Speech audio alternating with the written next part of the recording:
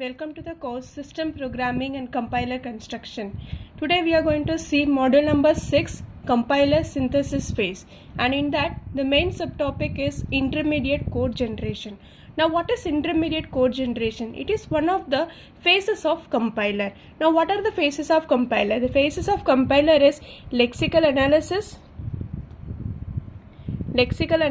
syntax analysis, semantic analysis, intermediate code generation, code optimization, and code generation.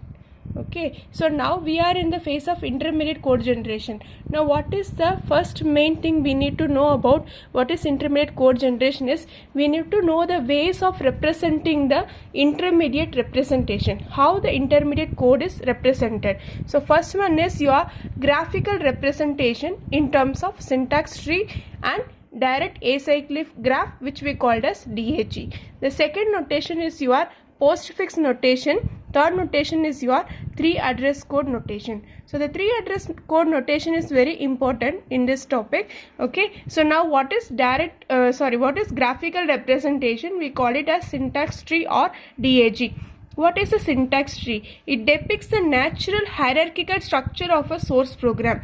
This is the sample syntax tree. The sample example is A equal to B star minus C plus B star minus C. So how we are representing in terms of syntax tree is A equal to B star U minus C. This minus is called as unary operation, U minus, then plus B star U minus C. Now when we represent in terms of direct acyclic graph, we represent it like this: A equal to B star U minus C plus B star U minus C. Now what is the difference between this representation and this representation is it is a short form of or the compacted way where we reduce the common sub expression. Now what is the common sub expression here?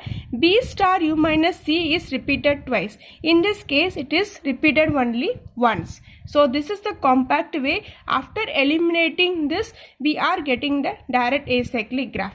Now next notation is your postfix notation.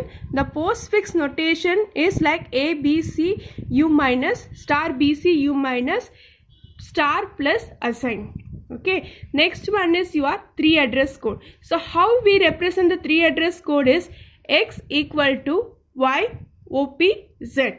So let me show you one example: X plus Y star Z. So the 3 address code represented here is T1 equal to Y star Z, then T2 equal to X plus T1. Now you might be wondering what is this T1 and T2?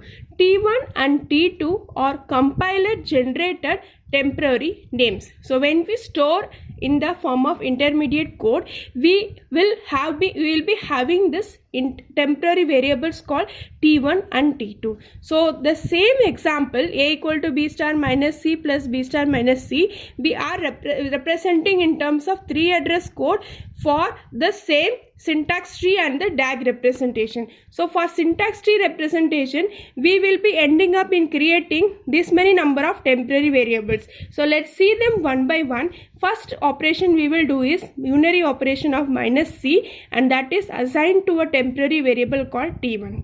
The second operation we'll do is multiplying that C value into B, that is T2 equal to B star T1.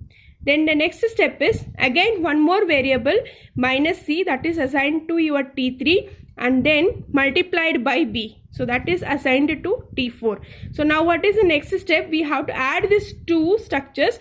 So T2 plus T4, that is assigned to a temporary variable called T5, and finally your A value is assigned to your T5. So now coming to the DAG representation, here you will be having only 3 temporary variables: T1 equal to minus C, T2 equal to B star T1. So up to this it is same. Now after that what we are doing, we are directly saying T5 equal to T2 plus T2 and finally assigning it to a variable called A. So this is the 3 address code representation for both syntax tree representation and direct acyclic graph representation. So the next topic is the types of three address statement. So these are the different types. First one is your assignment statement, second one is your assignment instruction, third one is your copy statement, fourth one is your unconditional jump, fifth and sixth are conditional jumps of different forms, seventh one is your parameter and procedure call, eighth one is your index assignment, ninth one is your address and pointer assignment. So these are the examples of each. First one is a very general expression, x equal to y operator z. Second one is assignment instruction, x equal to operator of y, same as your unary minus. Third one is just assigning or just copying from one variable to another. Fourth one is your unconditional jump using a go to statement. Fifth one is your conditional statement using if any condition, then go to this particular label.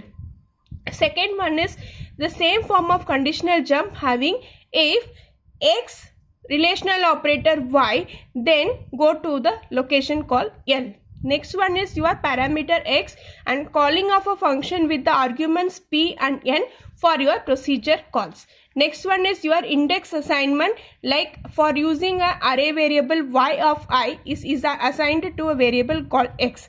Similarly, y is assigned to a array variable of x of I. The last one is your address and the pointer assignment, x equal to ampersand y, x equal to star y, star x equal to y. So these are the different types of your three address statement. Now how will you implement this three address statement? There are three ways of representing or implementing a three address statement: quadruple, triple and indirect triple, and this is one of the very important university question. Okay, so now what is a quadruple? Normally when we say quadra, it means 4. So quadruple is a record structure with 4 fields: operator, argument 1, argument 2 and the result. Let's see the same example, x equal to y, operator z. So here result is a variable assigned to x and argument 1 is your y and argument 2 is your result. So these three things are pointers to your symbol table. Let's see how it is represented here. The quadruple representation is your operation, argument 1, argument 2 and the result. So if you remember the previous example I have shown you using the temporary variables from T1 to T5, this is the way they are being stored in the symbol table with the index values of 0, 1, 2, 3, 4 and 5. So first one is T1 is equal to U minus C. This is the representation. Second one is T2 equal to T1 star B. Then T3 equal to U minus of C. And fourth one is T4 equal to T3 star B. Fifth one T5 equal to T2 plus T4. Last one is A equal to T3. Okay, sorry, A equal to T5. Now temporary names must be created and entered into the symbol table. What are the temporary names here? T1, T2, T3, T4 and T5. So these variables has to be created and it should have a valid entry in the symbol table. Now coming to the triples. Now what is the difference between quadruple and triple? So the same thing can be achieved by using only three arguments. One is your operator, one is your argument 1, one is your argument 2. So how we are eliminating this result part? We are eliminating the result part by using this index values. Okay, so three address statements can be represented by records with only three fields, that is operator, argument 1 and argument 2.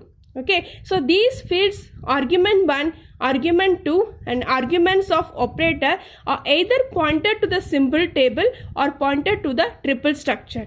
Let's see how this table is formed. So the same example of the same variable are used, same example is used. This is your quadruple representation, this is your triples representation. So in quadruple representation we use the result and we use all the temporary variables. In triple representation we will not be using any temporary variable. Here we are going to have only operator, argument 1 and argument 2. So if you compare this and this, the entire inner structure will be same. but wherever you have the temporary variables, you will be using these numbers. Okay, so now u minus of c, first line is same. Now where is this t1 has gone?